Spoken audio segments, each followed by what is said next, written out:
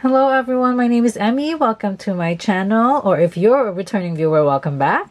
So in today's video, as you can tell from the title, it is going to be a review of a new to me Bible commentary, and it is a Raymond E. Brown's An Introduction to the New Testament.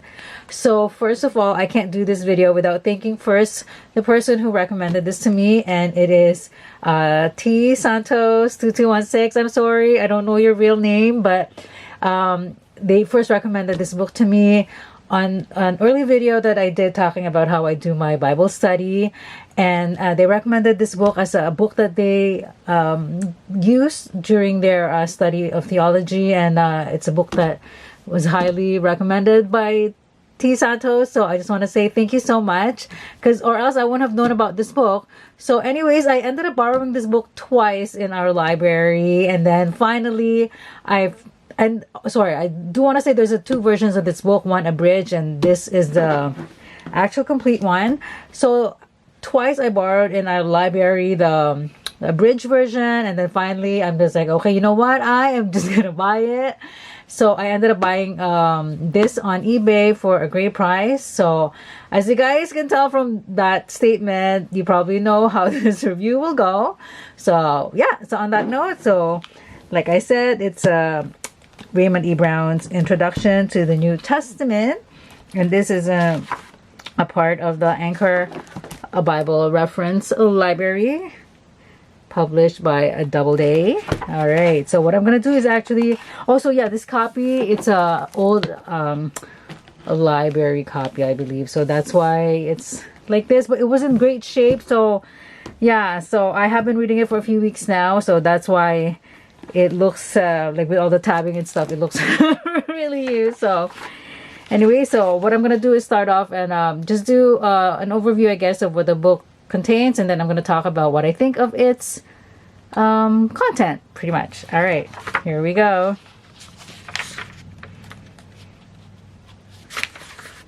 All right, so the usual copyright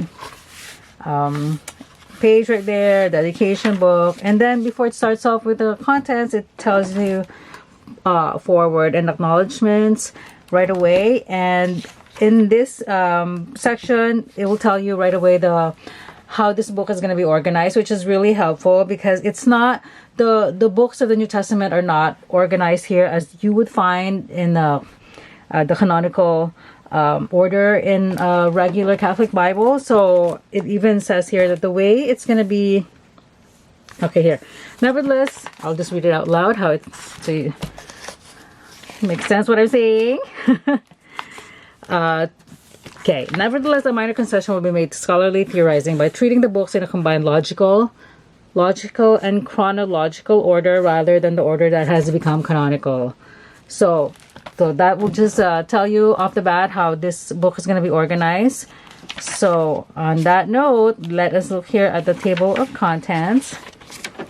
All right, so first of all, we have all the introductory background material, and then preliminaries for understanding the New Testament. These are all, I've read this two sections already, and so good. Okay, so before I start gushing about it, I'll just talk about the individual essays now, I guess. So the nature and origin of the New Testament, and then how to read the New Testament. I hope you guys can see. Is it blurry? I hope not. The text of the New Testament. So this is just part one, all right? And then chapter 4, the political and social world of the New Testament times, the religious philosophical world of the New Testament times. And then now we go to the actual books and the analysis. So it starts off with the synoptic gospels, and because it's the probable chronological order, it starts off with Mark first, and then Matthew, Luke, Acts of the Apostles, and then the Johannine literature. So starting off with the Gospel, and then the letters of John, right? So yeah, so that's the first thing that's really really awesome about this book, is how it's arranged. And all the books, they have a a certain structure to them. So first off, they all have the background information, general analysis, issues and problems for reflection, and bibliography. And then among the synoptic and like the synoptic gospels and John, there's also the section of authorship, locale and community involvement, date of writing. Okay, sorry, I was reading that from a note. Let me just see to put that away. So with the gospels, they all have that information, right? General analysis, like I said, blah blah blah blah.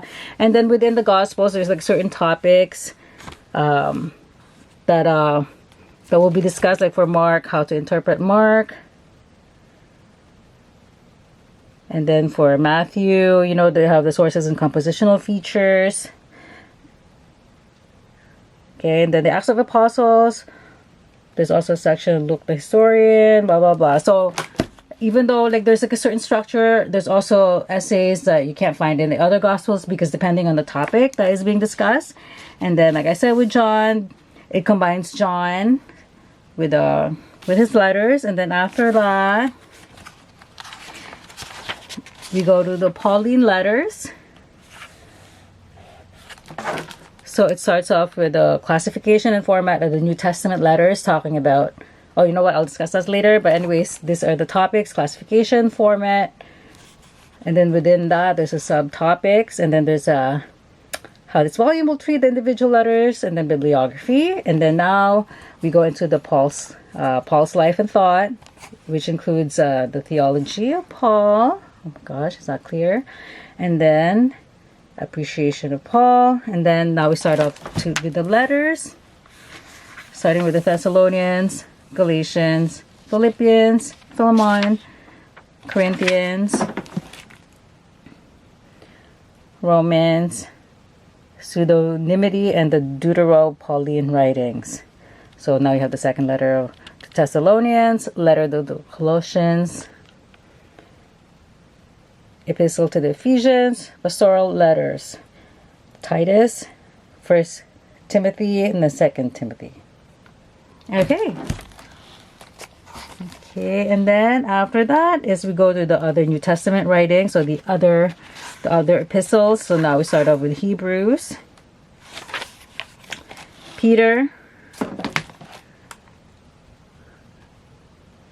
James, Jude, and then the second epistle of Peter, and then the book of the Revelation or the Apocalypse. So yeah, so as you guys can see, like the ordering is different, right? Than the canonical ordering of the Bible, and it will actually make sense once you read the. Not that I've read the whole thing, but he does explain, like I said, why it's ordered like that. Okay, so after that we have the abbreviations.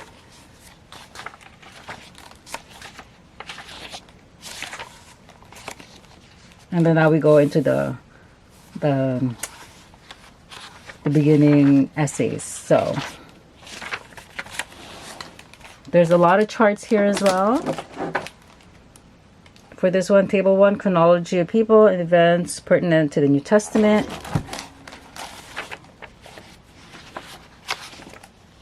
Maps of Palestine and then the Mediterranean era. And then now we go to part 1, chapter 1, right? Okay, so like I said, I've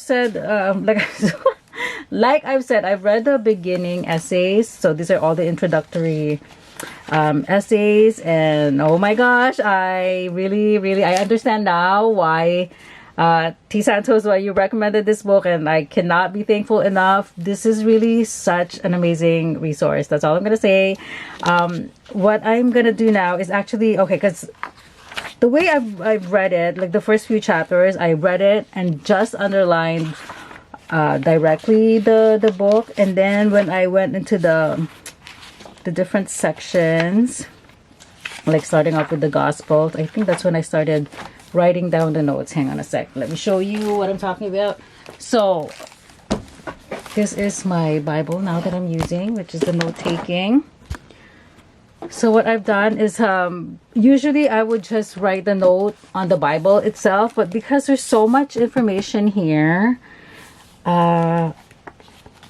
Okay, also, what am I in now?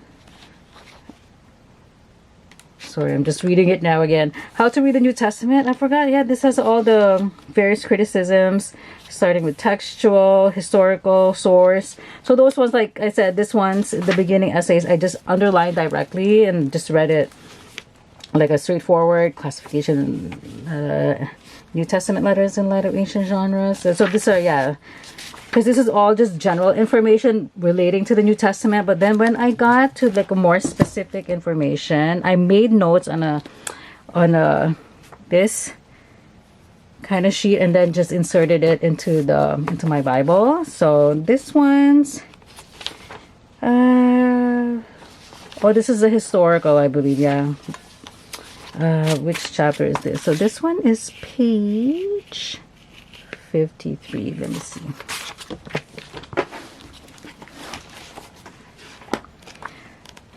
I'm sorry, I don't script any of my videos.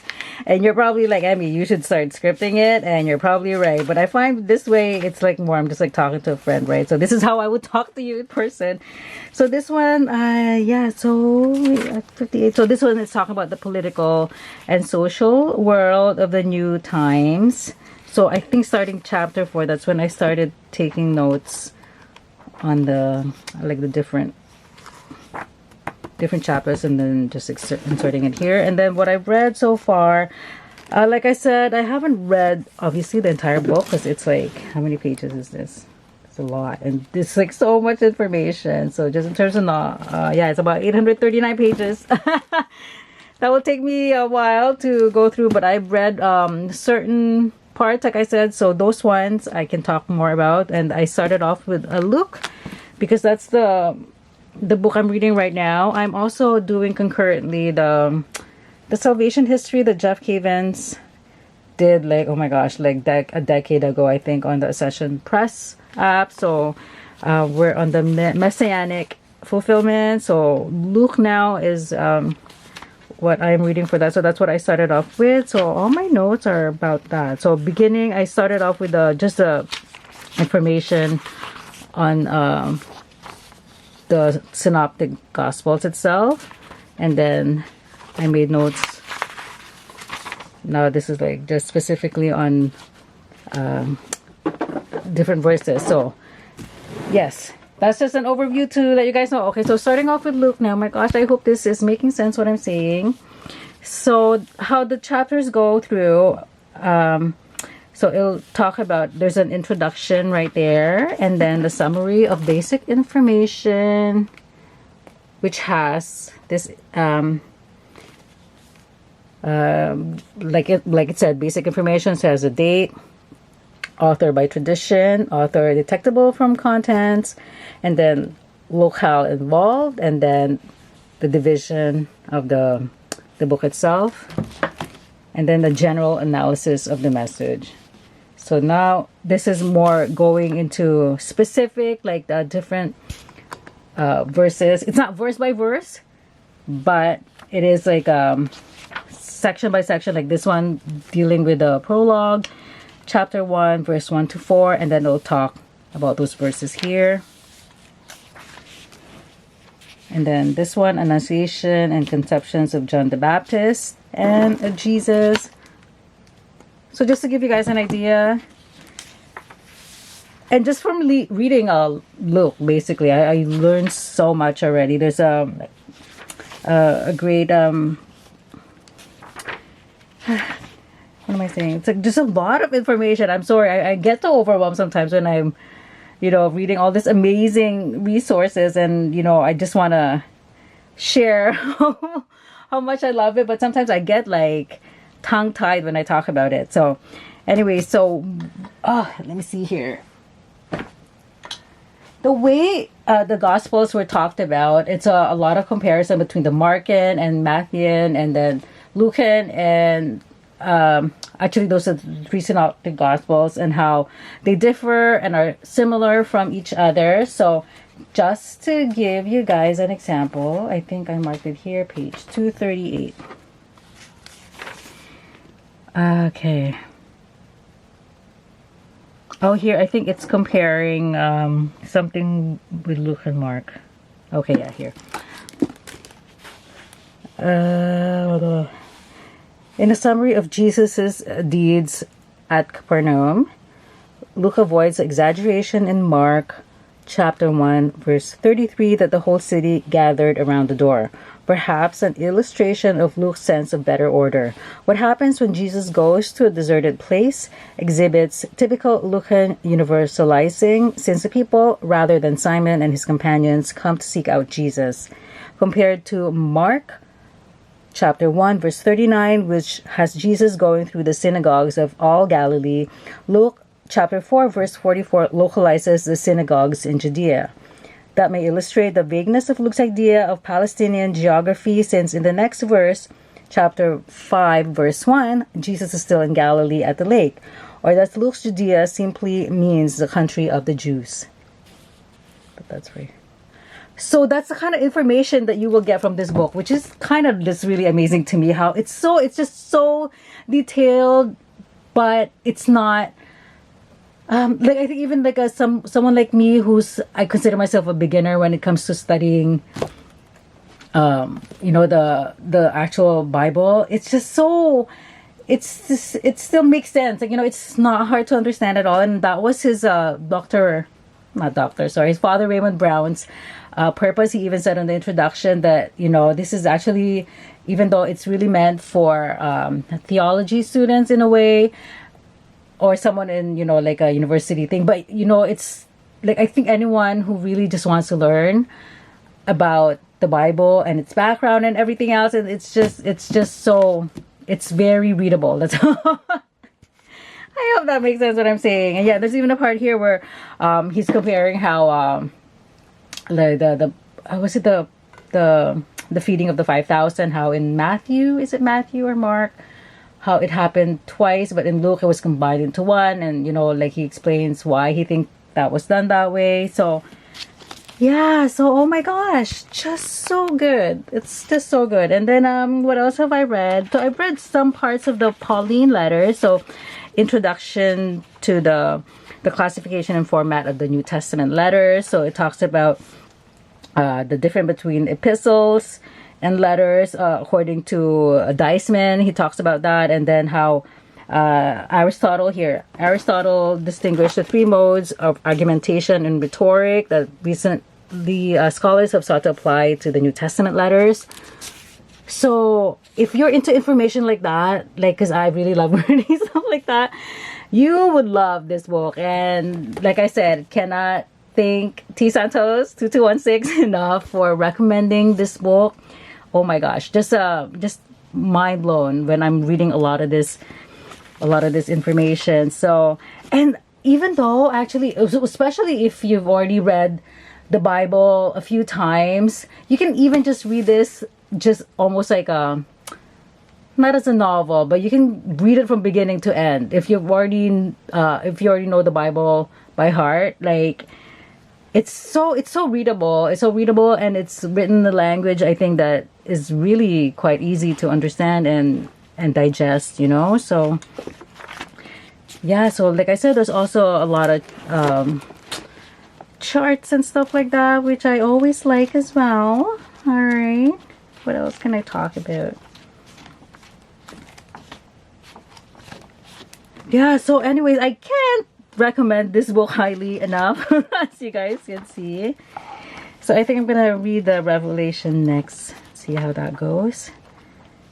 And oh my gosh, just the bibliography at the end of each chapter is so good. Like, there's just so much. Like,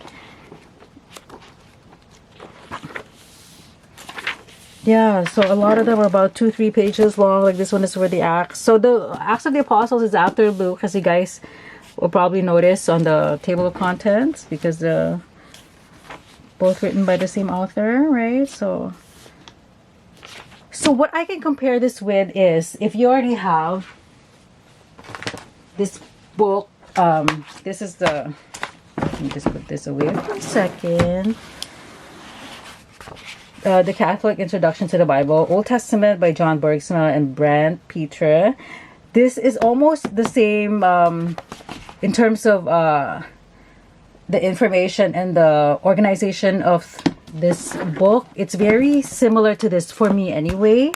And this book is also a book that I really, really love. And even in this book, they mentioned Raymond Brown as well. I think... So I've never done an actual review of this book, but the way this is organized, it's also pretty much like how this is organized at every book of the Bible in the Old Testament anyways. It has a certain order to it. So let me talk about that quickly. So yeah, as if you have this book, and you love this book, then you will love this for sure. So let's say for example here, Leviticus. So it has an introduction, literary structure of Leviticus, and then the outline. Right? So there's a certain order of how these books are done. So, and then afterwards, there's also not verse by verse, but analysis of sections of the book itself. So pretty much how it's done in here. And then afterwards, there's like the essays, I believe. Not essays, but like mini essays that pertains to that particular book. Like this one will have historical issues in Leviticus, the laws of Leviticus and the New Covenant. So yeah, like I said, so even here they mention, was that what I was talking about? My gosh. Anyways, they mentioned Raymond Brown as well when they're talking about Albright. I did mark it here. They're talking about the American Albright School, William Foxall Albright, and then he taught Raymond Brown. So that's one mention. And then they also did mention one of his works as well. I think it was an essay called Origins. Raymond Brown, the most influential Catholic Bible scholar of the 20th century, captured the significance of the Davidic king and covenant when he wrote. Okay, I don't know if I should read the whole thing, but right there, the story of David brings out all the strengths and weaknesses of the beginnings of the religious institution of the kingdom for the people of God. Blah blah blah blah. Okay, so yeah, because I'm an idiot, I actually have never heard of Raymond Brown until this was recommended to me. And now that I've read him, of course, I feel like I see his name everywhere. So if you've read No Greater Love, this is a book by Dr. Edward Shree.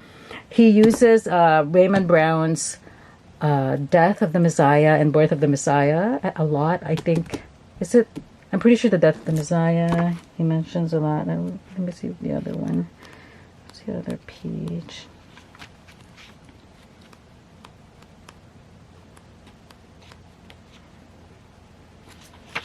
Yeah, the Death of the Messiah, I'm sure he mentions a lot. Oh, the Gospel According to John, that separate book that Raymond Brown, he is also mentioned quite a lot in here. So yeah, so Death of the Messiah and Birth of the Messiah, those I think are the most, those are the ones I know of anyways. That's really popular. But this one now, I am so in love with this book. So thank you so much for the recommendation.